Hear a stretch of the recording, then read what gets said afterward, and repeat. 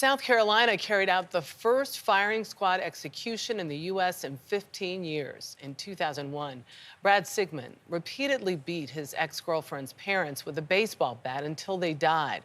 A doctor pronounced Sigmon dead at 6:08 last night, 3 minutes after sharpshooters fired their rifles at the prisoner, who had a target over his heart and a hood over his head.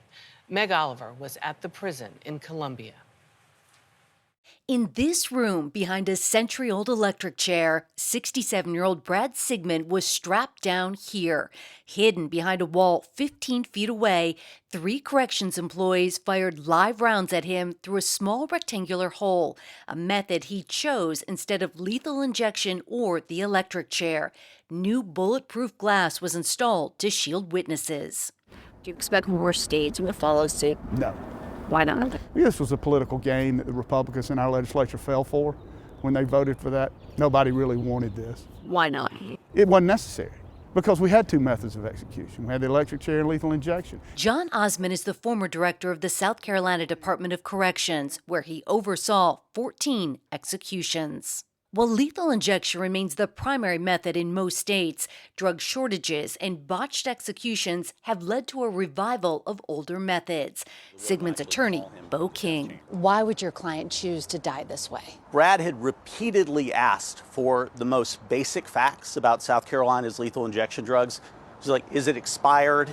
Have the drugs been diluted? Have the drugs spoiled? And he was repeatedly refused that information. So he chose a firing squad. He chose the firing squad.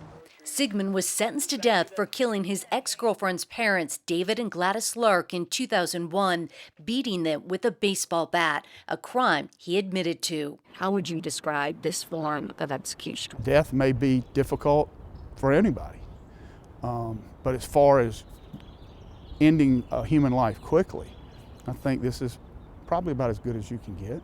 23 states currently have the death penalty. 5 allow the use of a firing squad. This was an impossible choice, but between the prospect of dying strapped to a gurney over 20 minutes, drowning in the blood and fluid in your own lungs, as opposed to the firing squad, he made the only choice that he could. The state of South Carolina maintains this is not cruel and unusual punishment because they let the inmate decide among the 3 options: lethal injection, the electric chair, and now a firing squad. If they don't make a choice, the default is the electric chair. For CBS Saturday Morning, I'm Meg Oliver, Columbia, South Carolina.